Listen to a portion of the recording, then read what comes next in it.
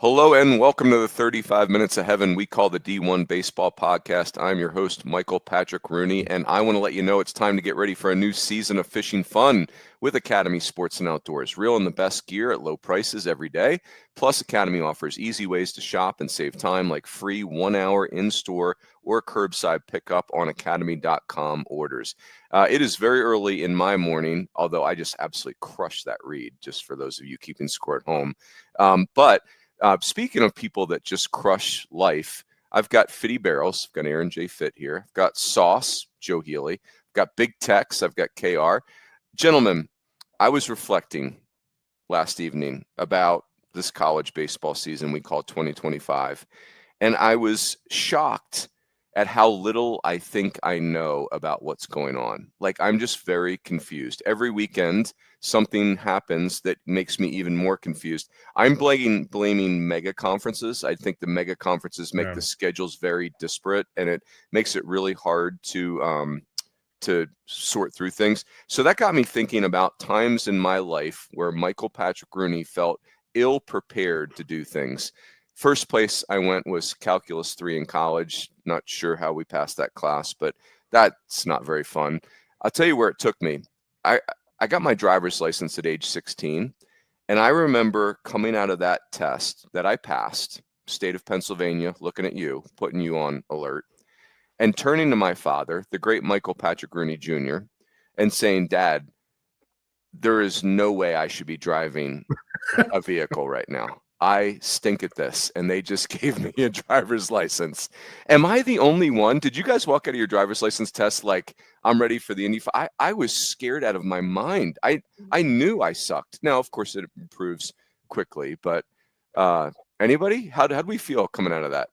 Sounds like somebody here was #afraid to compete at a young age, and you just hate to hear that. You hate to hear it. Yeah, the bar fight meter on that is like a -100.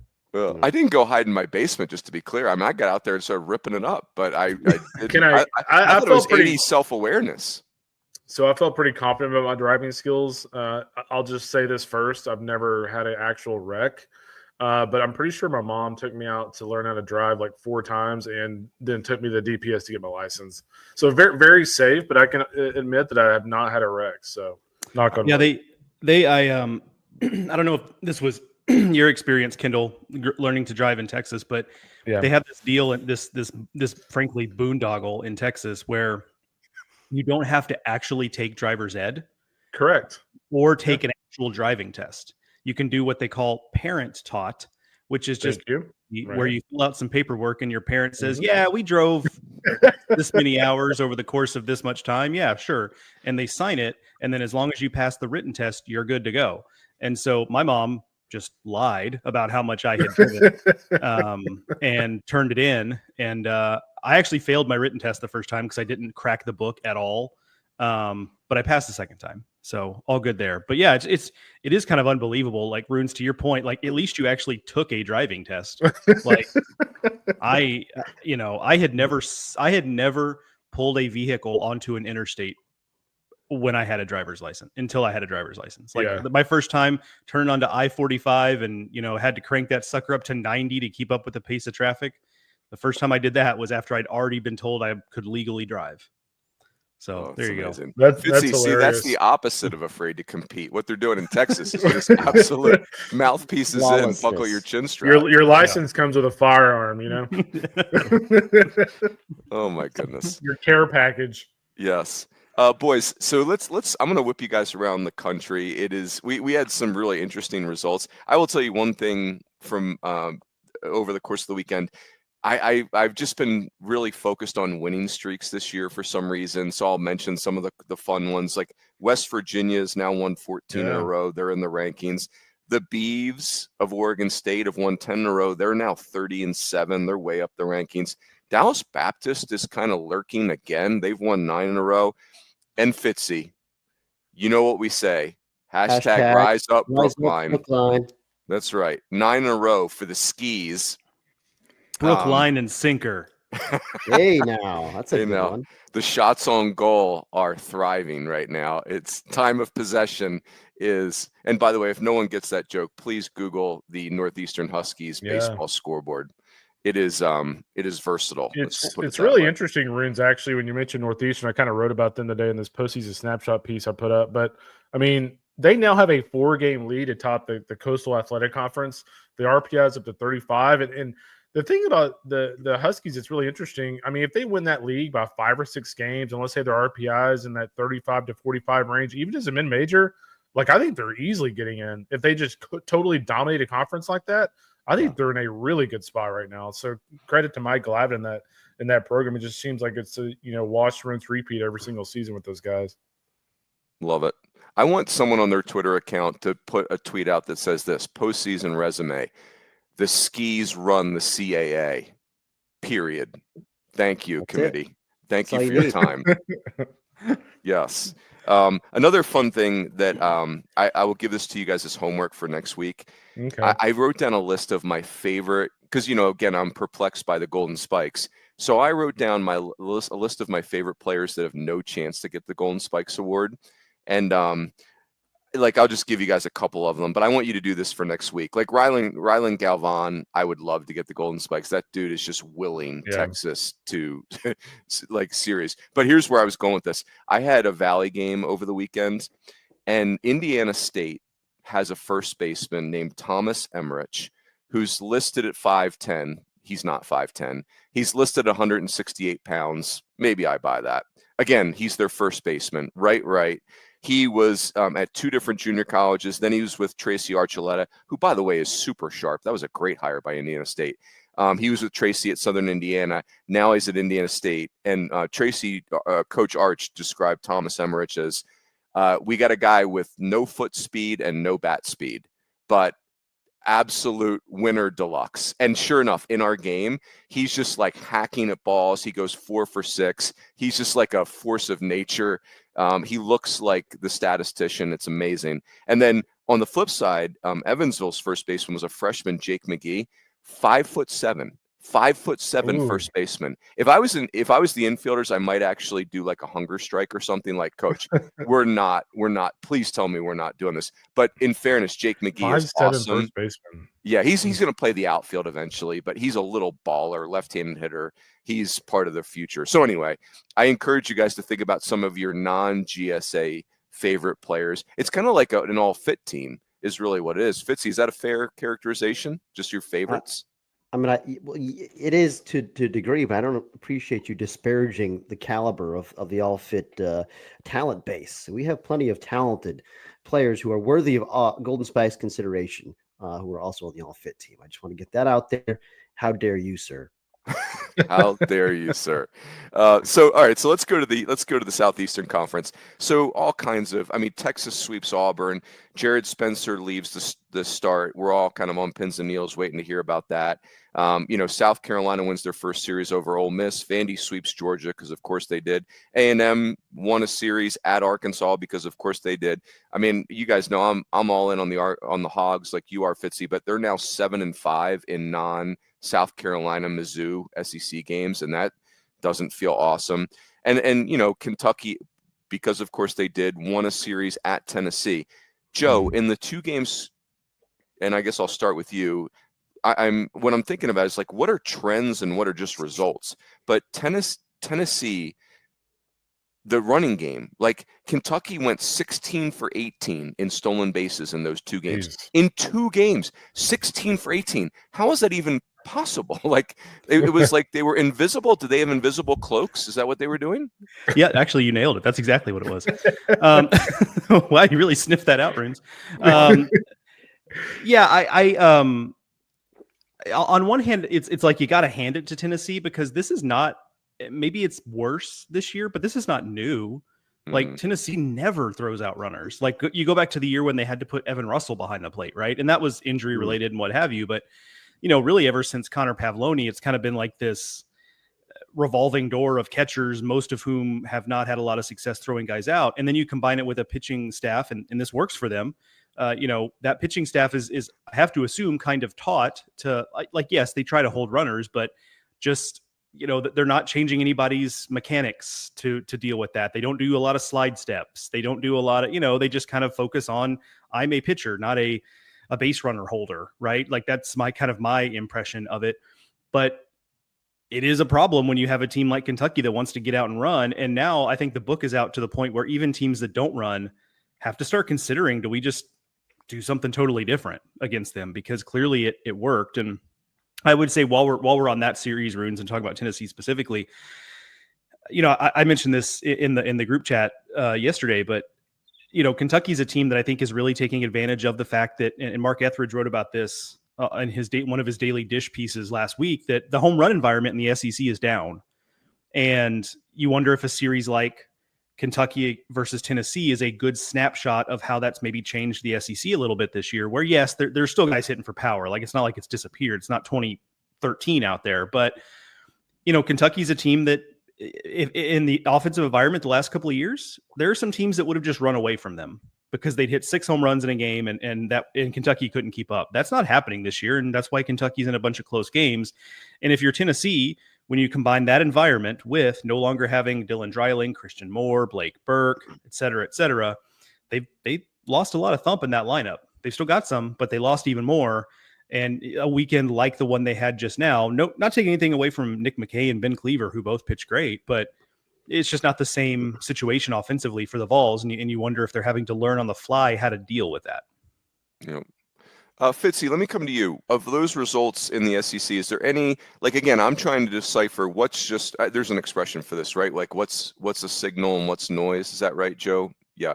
So that's what I'm trying to decipher in the SEC. Any of those results jump out at you as like, okay, we need to sit on this one for a second? Well, I guess I would say, first of all, more love to Texas. I just continue to be impressed with them. Incredible.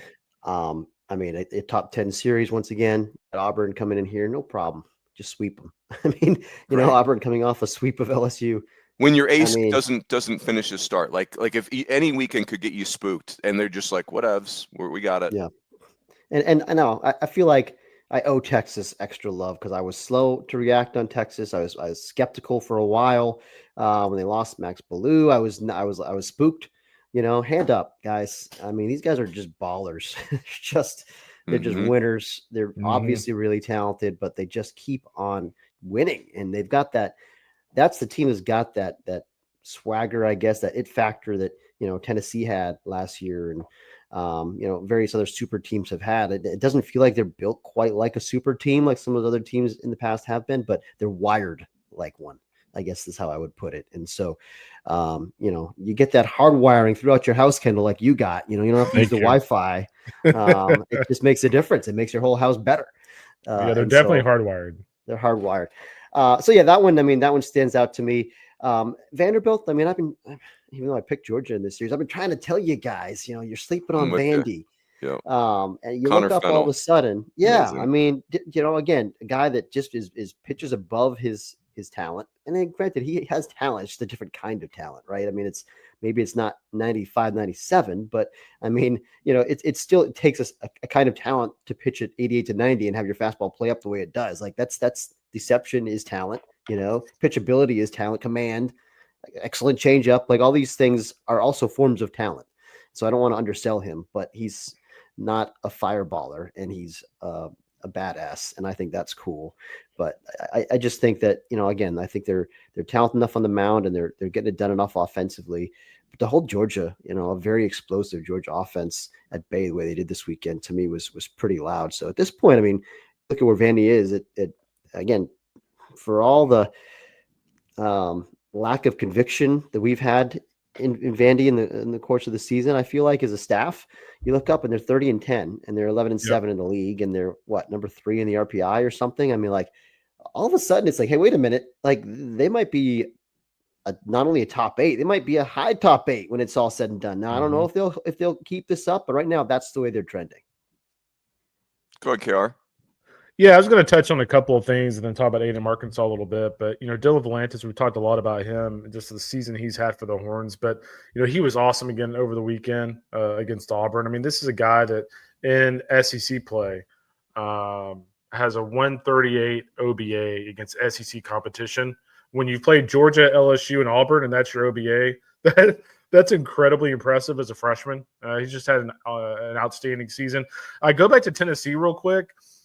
I'm not saying I'm worried about Tennessee as a whole just yet, but there are cracks in the armor there a little bit. I think if you look at Tennessee as a whole, like Tegan Kuhns hasn't gotten out of the third inning in 3 straight starts. I think that's problematic as you get ready to go to Baton Rouge. I know they're relying heavily or potentially relying heavily on a guy like AJ Russell, but like, am I putting all my chips in like AJ Russell to be the answer, given kind of in and out that he's been just from an injury standpoint? That concerns me a little bit. I feel like their bullpen over the weekend wasn't great. Obviously, you guys touched on the stolen base component, but I'm keeping an eye on that number 3 spot in the rotation this weekend in Baton Rouge. I think that needs to be solidified as you get closer and closer to the postseason. And then A&M and Arkansas, I thought going into the weekend, I thought that it would be a competitive series. I thought A&M was playing really well. I was like, hey, I think they're going to be competitive against those guys. But I mean, for A&M to win the opening game, Arkansas's offense, the top of Arkansas's order was actually really good throughout the weekend, all 3 games. But when Arkansas's offense went off in game 2, I was thinking like, okay, like here come the Hogs, like kind of typical like doubleheader. Like Arkansas had a really good first game. You're thinking, okay, the Hogs going to ride that momentum in the second game. And it was like, as soon as Jase Lafayette hit a home run early in the second game of that doubleheader, like A&M just quickly took the momentum back. And, again, one of the concerns we had about this team, before the last 2 or 3 weeks was the bullpen. Well, all of a sudden, like Weston Moss, was it 5 shutout, I think it was, out of the bullpen against Arkansas? And then Luke Jackson was up to like 98 out of the bullpen and threw like 2 or 3 innings of really good baseball. So all of a sudden, you've got this A&M team that's really offensive. Like Barry Harrison's dialed in. You got even guys like Bender up who have suddenly become reliable hitters to some extent. And then, oh, by the way, the bullpen is at least starting to figure out some of these roles. So I actually am still really bullish on Arkansas. Like I think Arkansas's top half of the lineup was really impressive over the weekend. I mean, Wahiva Aloy, from watching a couple of those games, it's just incredible how hard he hits the ball. He's just an awesome all-around player, but just the violence he hits the baseball with, it almost kind of reminds me, Fitzy will kind of know what I'm talking about here, but it almost kind of reminds me of back when you watch like George Springer at UConn, like how hard he hit the baseball. That's kind of the same way I look at Aloy, but I still feel great about Arkansas. But again, A&M, I mean, they look really good, and we'll kind of find out this weekend if Texas is it's kryptonite. It is amazing on all this stuff where it's like the power of confidence. A&M was just so lost a month ago, and now they're feeling it. Kendall, you've used the word, you've described how Tennessee can be very intimidating in this last 5-year period, but that is gone a little bit. Like, I think they're still intimidating when Liam Doyle pitches, but they don't look as intimidating in the other starts, right? And so and in fact, it's almost like Liam Doyle's intimidating starts have hurt Tennessee because there's like this assumption that that's just going to show up for the Saturday game, and it's not showing up that way. Yeah. Go ahead. Yeah. Well, one thing I was going to add, I'm kind of curious to get your take as a coach, but like when you look at Tennessee and Georgia, for instance, like A&M beats Tennessee, all of a sudden Tennessee looks vulnerable. Texas kind of cracks the code against Georgia. All of a sudden, like Georgia's not quite as intimidating. So, maybe it's one of those things like once teams kind of crack the code, other teams are kind of like, hey, if they can do it, we can do it. Maybe it just changes your overall approach. But one thing I was going to touch on real quick with Arkansas that I do think is a very positive development for the Hogs moving forward was Gabe Gackle. Gackle was outstanding out of the bullpen over the weekend. The breaking ball was sharp. The fastball velocity was right on point. And, if he pitches like he did out of the bullpen in the first game of that doubleheader, that is a big development for Arkansas because obviously he had been a little inconsistent, but it was elite stuff. The swagger meter was off the charts. He looked great. Yeah, I think to your point, Kendall, and I'll get us all. We'll go to take a break and then we'll do the ACC.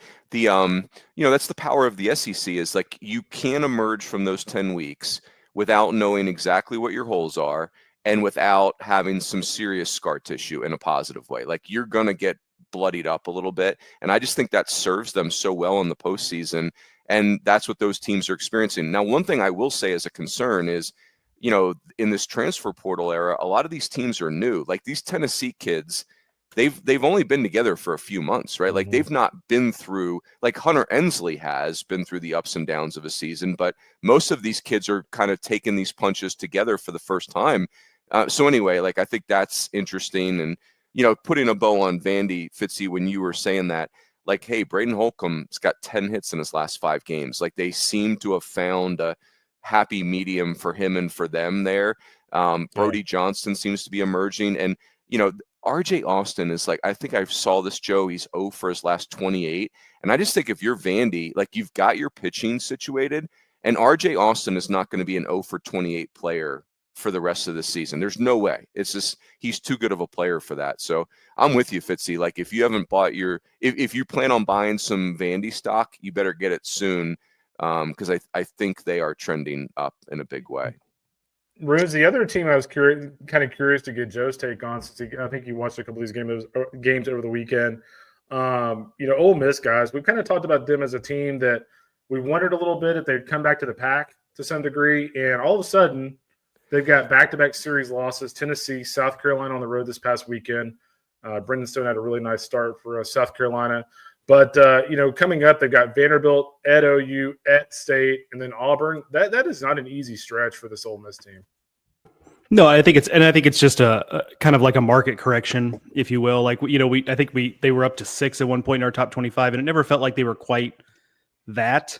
They're clearly vastly improved than what they've been the last couple of years. But I saw that more as impressive that South Carolina continues to battle, even though they've just suffered like demoralizing loss after demoralizing loss this season. They came back and got that series win. But yeah, I think Ole Miss has always been vulnerable from the standpoint of they don't have, a true Hunter Elliott's a proven guy, but they don't have somebody on the level of a Liam Doyle, for example. I mean, no one really does, but they don't. Kyson Witherspoon, whatever.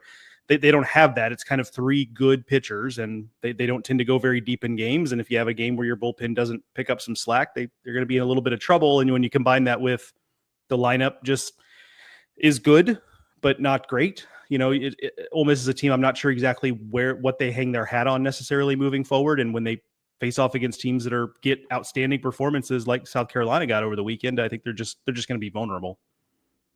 Well said. Boys, let's take a quick break to talk about Tecovas boots.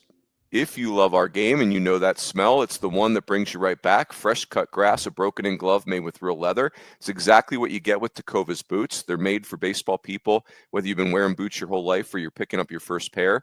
With over 200 steps of craftsmanship, they're built to last, feel great right out of the box, and look even better. Anywhere worth going is worth going in good boots. Find your pair today at Tecovas.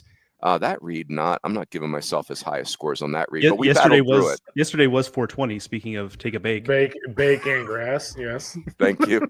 Well played. Boys, the ACC, and Fitzy, I'm going to come to you first. Boston College won a series at Wake Forest. Wake Forest is really, they are reeling right now. Clemson and Louisville had a banger of a series. Now, Clemson did win the series 2-1, but that was, I thought I was impressed with the way Louisville competed in that. I just wish they would pitch better. Miami, of course, swept Georgia Tech. Miami is now 10-2 in their last 12 games. UNC won the series at Virginia Tech, and that got real chippy. Both head coaches got ejected in one game. North Carolina, I'm not trying to steer you, Fitzy, but I'm just going to give you this factoid. North Carolina is 8-2 in weekends. 8-2. Like they just, because they lost the 2 back-to-back, I think it was very loud, but man, North Carolina's having a much better season than I've given them credit for. And then, I mean, I'm not trying to pick on them, but Stanford is now 1-14 in their last 5 ACC weekends. It's just like they got swept at home by Notre Dame, and I don't even know what to make of that. It's crazy. But go wherever you want, Fitzy. It really is a great cautionary tale for all the people who get hysterical with their reactions after 1 or 2 weeks in conference play. Because after 2 weeks, Stanford looked like they might be the best team in the league. They won a series in Chapel Hill and swept Duke. And Carolina lost their first 2 series of the year in ACC play to Stanford and Louisville. And then since then, North Carolina has not lost a series and Stanford has not won a series. And so it's just, just remember it's a long haul here, and there are ebbs and flows in the course of a season. But generally speaking, I still believe in the teams that have really good pitching, and North Carolina was a team that had questions offensively for a while, but we always knew that they were going to pitch. And I feel like eventually that just kind of rises, and they figure out the offense. But you're right about the fireworks out there. Those two teams, man, they just rub each other the wrong way, and hey, the Hokies, they're very demonstrative in their home run celebrations, and they have been for years. And I think that can lend itself to some chippiness for sure. I don't think of North Carolina as a particularly chippy program, but for whatever reason, they just always get into it with each other. And that was some serious hooting and hollering going on this weekend. But I did have a feeling that the Tar Heels were going to bounce back the day after that because they lost that game, I believe. If I'm not mistaken, was that the second game of the series? Yeah, I think so. Yeah. Right. They came back and won on Sunday, and got a nice performance there. But I think they're certainly kind of emerging as one of those, we've talked about it before, but one of the top teams in the conference with Clemson and Florida State, like that top tier to me. I was never quite ready to put Georgia Tech in that tier. And now we see, listen, Georgia Tech, they've had a good year. They were 14-4 in the league, but the quality wins weren't really there. They were getting fat against the softer underbelly of the ACC. And now you stub your toe and get swept at Miami. And it's like, hold on, let's tap the brakes a little bit on those guys. I think Tech, obviously down arrow right now. Miami, NC State, those are teams that are rising. The Hurricanes, especially the team I don't think any of us saw really coming as at this point in the season, like this team's going to be right in the mix for a regional bid. Like they're back to 500 in the league. I think their RPI is up in the 30s, like swept Georgia Tech. And all of a sudden it's like, okay, this team's got a chance to be like a 2 seed. Or if they keep winning, hell, I mean, they could, what if they win all the rest of their series? Could they host a regional? I mean, it's not out of the realm of possibility. So it's a lot of baseball left to be played. And there's certainly a lot of shifting from week to week in this league, like in a lot of leagues, but I'm just rambling. I don't have any takeaways. What do you got? Yeah, go ahead, Kendall. Can I give you one outrageous stat? Fitzy talked about Stanford and kind of the fast start in ACC play and just how things have gone downhill for them. Stanford guys in the ACC, a staff ERA of 8.83, and teams are hitting them at a 3.24 clip in conference play. I don't think any of us saw that coming. Out acquisition. Kendall and Joe, let me I'm going to steer you guys towards the Miami Georgia Tech thing, because Fitzy's right. Like, I mean, Georgia Tech they've got 5 ACC series in the bag already, but then you start looking at those series and you're like, okay, that's not the best. And then you look at Wake Forest's schedule and you're like, okay, Wake is running to everybody. Now I do like Georgia Tech's team very much. Like, it's not just Drew Burris. There's Kyle Lodise, and I think their pitching is legitimately improved. I think they catch the baseball legitimately better than they have in the past. But so Joe and Kendall, I'm going to let you do one of two things. You can only do one of these two actions. You can either purchase Miami stock or you can sell Georgia Tech stock, which presumably at a pretty high price, right? Like, so you can do one of two things. You can either take some profit on Georgia Tech or you can buy into Miami right now. Joe, what would you do first? Or what would you do? You can only do one. That's tough. I'm gonna buy Miami because I like to support people, Runes. Like, I wanna just be positive. But I'm gonna be honest with you. So, because I do like you, Runes. I like Georgia Tech's team. Now, I saw them a couple weeks ago, and sometimes it's easy to over-index on teams you've seen have success with your own eyes, right? Like, that's an easy thing to do. But I'll be honest, like, there might not be a more mysterious team that's playing well right now to me than Miami. Like, I feel like I need to call Bradley Smart and just have him talk for 15 minutes to tell me what's going on with Miami. But I'm going to buy Miami though, just because I don't want to sell the Georgia Tech stock, I guess is more of what it is. Like, I don't want to let that go because I do think there is a ceiling there. I think the Danny Hall retirement thing is a real factor here, because I don't think it's necessarily just a win-one for the Gipper thing, but I do think there's a feeling a little bit of like playing free and maybe some of the scar tissue Georgia Tech has accumulated in the postseason. Maybe some of that falls away a little bit just because they're playing freer. I don't know. We'll see. But I want to hang on to the Georgia Tech stock because I like their balance. You're right. They're playing better defense. They're getting healthier. Still no Kent Schmidt. I'm kind of curious, what the timeline is there, because it was, thought that maybe a couple weeks ago he'd be back, and yet he's still not not back, but just like the team balance, like the makeup of their team. It's a lot more complete Georgia Tech team than we've seen in a long, long time. So I want to hold that. So if you're going to make me pick, I'll buy some Miami. Hey, Kendall, I'm going to take you to the Big 12 in a second. But, Joe, to your point, so I have this upcoming weekend, I have the ALS game with Mike Monaco and Danny Wexelman. So Miami's going to Boston College. So in a panic last night, I'm trying to learn about Miami. And this is a great time for me to tell everyone that if you don't have a subscription to our site right now, fix that. You do not want to go into this stretch run without it. Kendall's giving away the farm. Omaha 30 gets you 30% off. Or you could just type in Texas driver's license boondoggle. That will get you 30% off. But what I did, Joe, last night is I went and just did the Miami team tab. And Bradley Smart's got so much great stuff on there, so I could learn about their team and some of the transfers that are really playing well for them. Learn that Daniel Cuvée had a slow start but is getting on it. They've got these 2 freshmen in the rotation now. Moving Brian Walters from the rotation where he really struggled to the bullpen seems like it has really unlocked something. Yep. So again, the beauty of our site where you can just go and look up a team and there's all these articles, and Bradley's been crushing it. So again, if you've not read Bradley Smart's stuff on ACC Extra, it is like unbelievably good. So good. Yeah, he was the one who kind of pointed over the weekend about Brian Walters. I mean, I was just kind of looking at his numbers a second ago. And since he moved back to the bullpen, he's gone 5 straight appearances without giving up he gave up 1 run against Georgia Tech. But other than that, it's 1 run and 5 straight apperances out of the bullpen. I mean, that's big when you have a guy that can go in there and just slam the door like that. Huge. Kendall, Big 12, Central Florida won a series over TCU, and Central Florida had kind of bottomed out. They do have a good team. West Virginia goes 3-0 against Cincinnati. West Virginia just having a flawless season, basically. And then Kansas, 3-0 over Kansas State. Kansas sweeps Kansas State. Again, a little wonky because the second day, Joe, you were there, but it was a doubleheader. I always try to be careful not going crazy on doubleheaders, but a sweep's a sweep. But what's your big takeaway on the Big 12 right now, Kendall? Yeah, I'll let Joe touch on Kansas and Kansas State in a second just because he was there. But obviously a really impressive week for Kansas. Kansas State, a team that, they need to make sure they don't get on a slide here. I mean, they had a 0-5 week. They lost both of those games in Brookline earlier in the week. And so, obviously they're trending downward from a postseason standpoint. I still like their club, I think we all do. But obviously that was noteworthy. West Virginia, I feel like, the takeaway from the weekend I saw them in Houston was I really, really liked them offensively. But I had some question marks about the pitching staff. It seems like the pitching the last few games has been really good. I'll tell you what, if West Virginia pitches, that's an incredibly dangerous team in the postseason because that is a lot of offensive depth for them.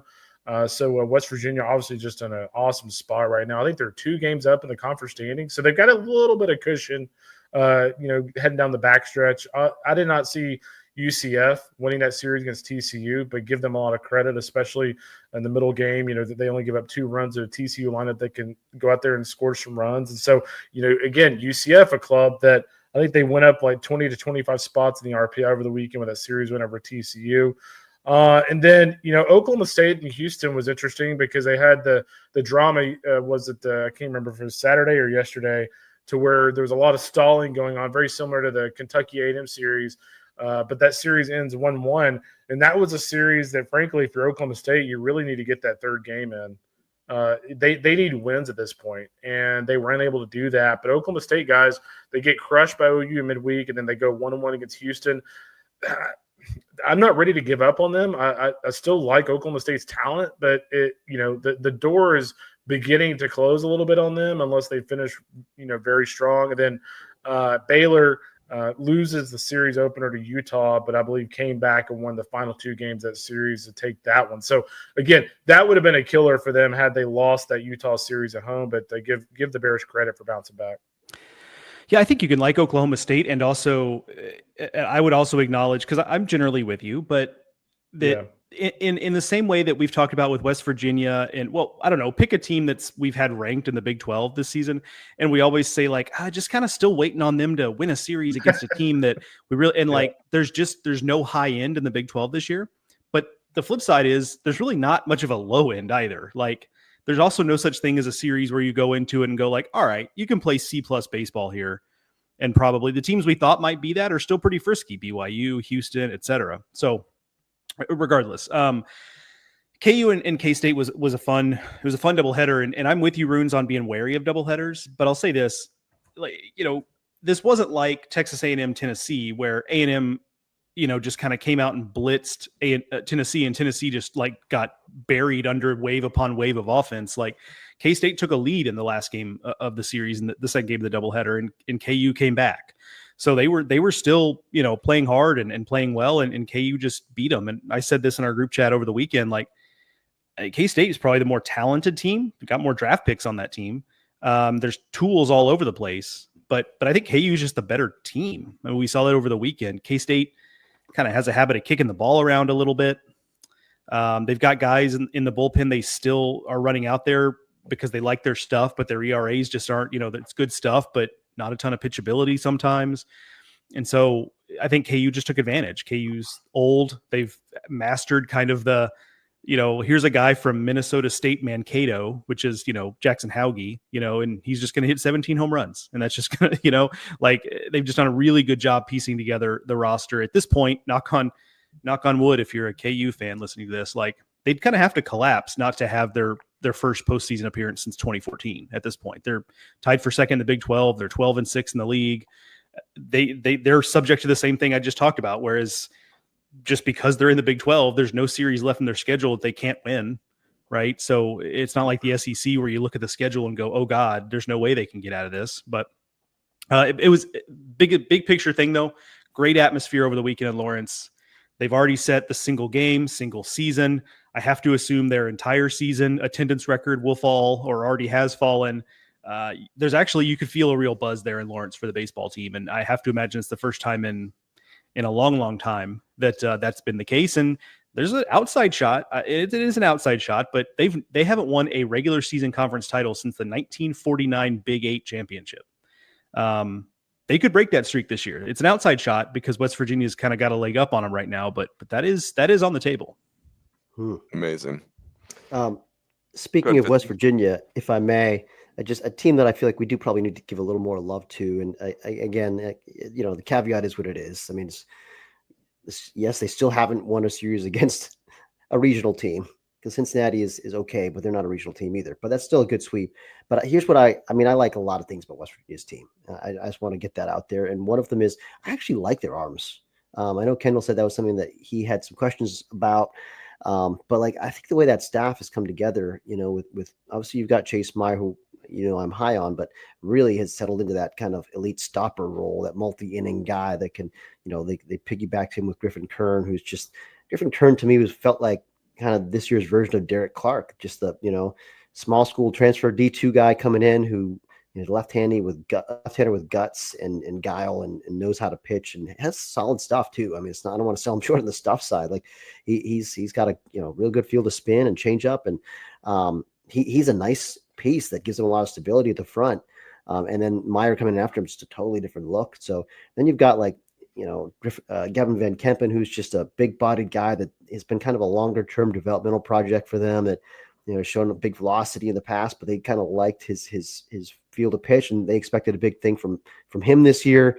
And, certainly it's been there at times. He was pretty good this week, I think, for 4 innings, but, and I guess he got, this Jack Cartsonis transfer from Kent State was kind of an X factor for them heading into the year. He pitched on Sunday this week, 6 innings and 1 hit ball.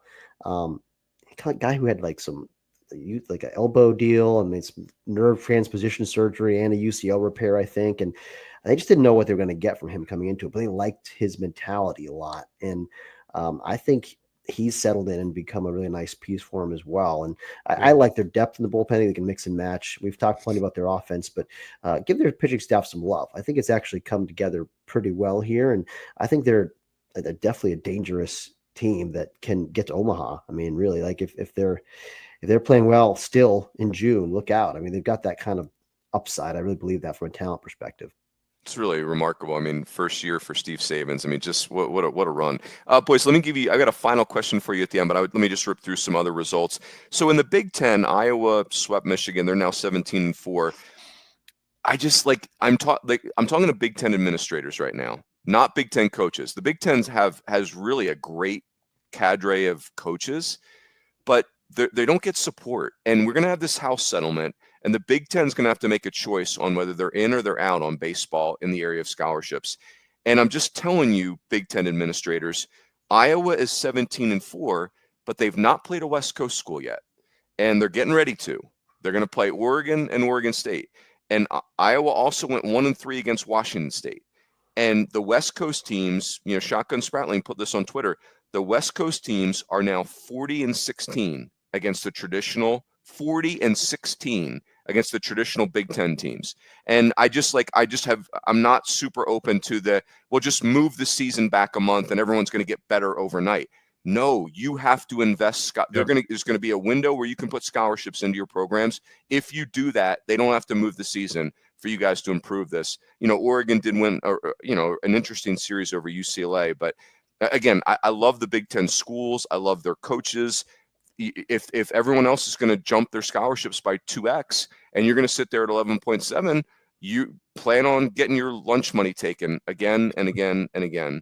Will that also, hamper the UCLAs and Oregons and, the teams that the West Coast teams are going to get hurt by that too, right? Is it a school by school basis or is it a conference basis? It's going to be, it's kind of to be determined. The Big Ten right now, from what I understand, they were only talking about adding like 1 or 2 scholarships as a conference.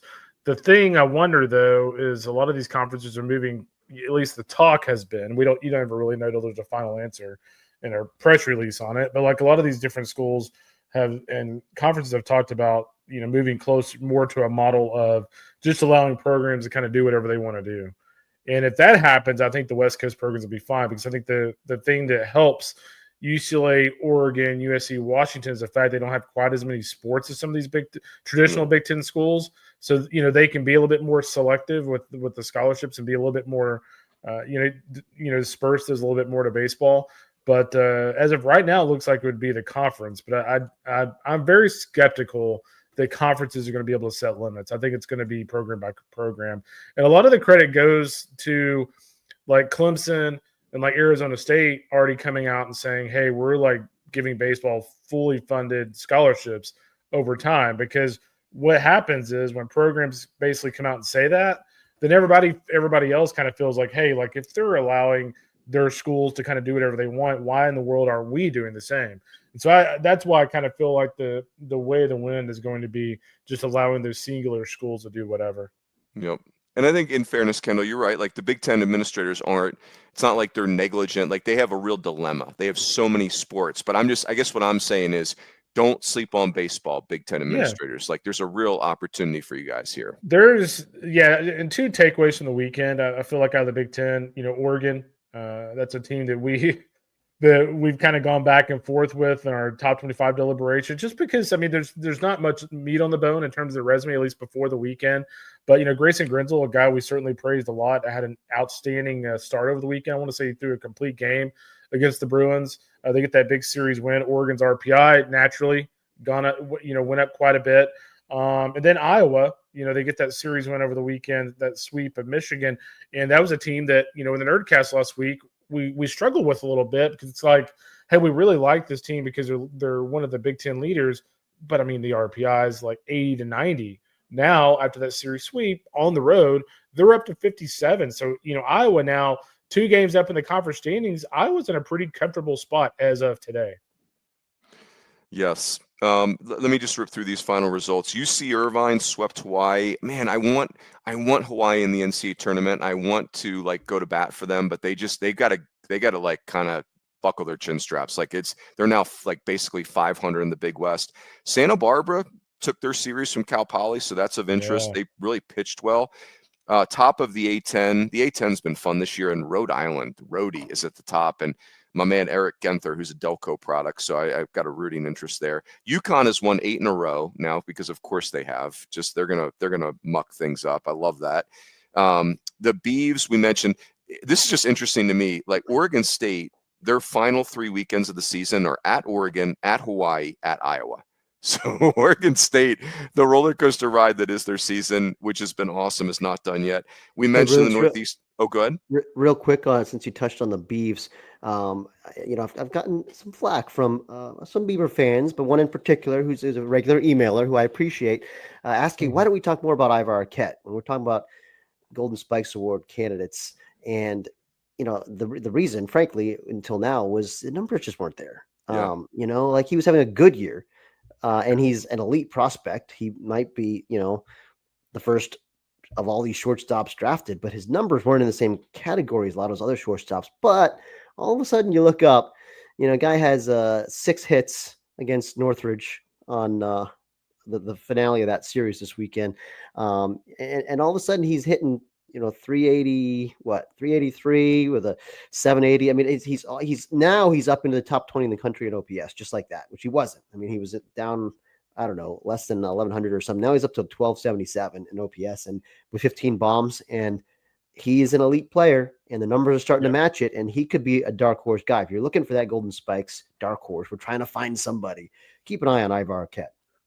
Yep. Yeah, and by the way, I don't think I could have been higher on Ivar Arquette earlier this season when I saw him in Round Rock. So we've given him plenty of love. Hey, real quick on UCSB over the weekend.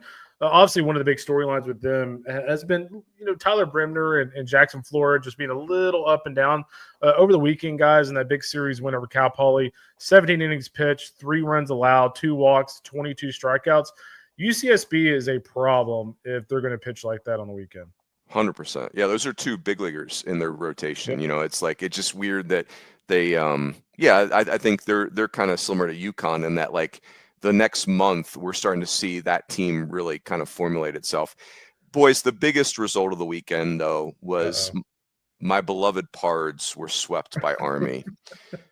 But take heart, everyone, because the theme of this season, 2025, is volatility. Things change rapidly. And I'll tell you what's going to change rapidly, Aaron J. Fitt. You better gird your loins, because the Pards and the Satyrs take I'm bringing the Pard show to Worcester County this weekend with your soft crackers. Ooh, I kind of love the disrespect. It is time to go. I know it's Worcester County, but it's funner to say. I appreciate the disrespect. Thank you for saying it like that. We're going to wear T-shirts in BP that say Worcester. Go ahead, Fitzy. The Satyrs sunk your Navy this past weekend, taking 2 out of 3. They're going to smash your Pards at Fitt and Field. It's going to be ugly. You just avert your eyes, Runes. Avert your eyes. Oh goodness, I can't wait. I cannot wait. Joe, you sided with you did Lehigh, right? Or did you do Bucknell? Yeah, brown and gold runs through my veins. Yeah, so the Engine Nerds and the Pards are tied for that 4th spot, in that coveted 4th spot in the Patriot playoffs. Kendall, of course, just backing both military academies. He's sitting pretty. He's going to be in the playoffs regardless. My guy Johnny Royer, by the way, Johnny Royer from Holy Cross, big weekend and a couple of wins for the Satyrs, 3 for 4, and then I think he had 2 for 5 next game, 4 RBIs. Just want to give him some love. Man is balling out center fielder for the Holy Cross Crusaders. Jonathan Royer, I like it. I can't wait. Very good. All right, boys, that was well done. That was fun. We really covered a lot of ground there. That's Johnny Royer, Gianni, Italian. I assume, not Jonathan. Jonathan. Ooh, that would be outstanding. Oh gosh, very good. Well, we had words like boondoggle. We had themes like volatility. That's it. Let's wrap it right there. I just want to say 2 things. Number 1 is roll damn Pards. Number 2, we'll catch you next time on the D1 Baseball Podcast.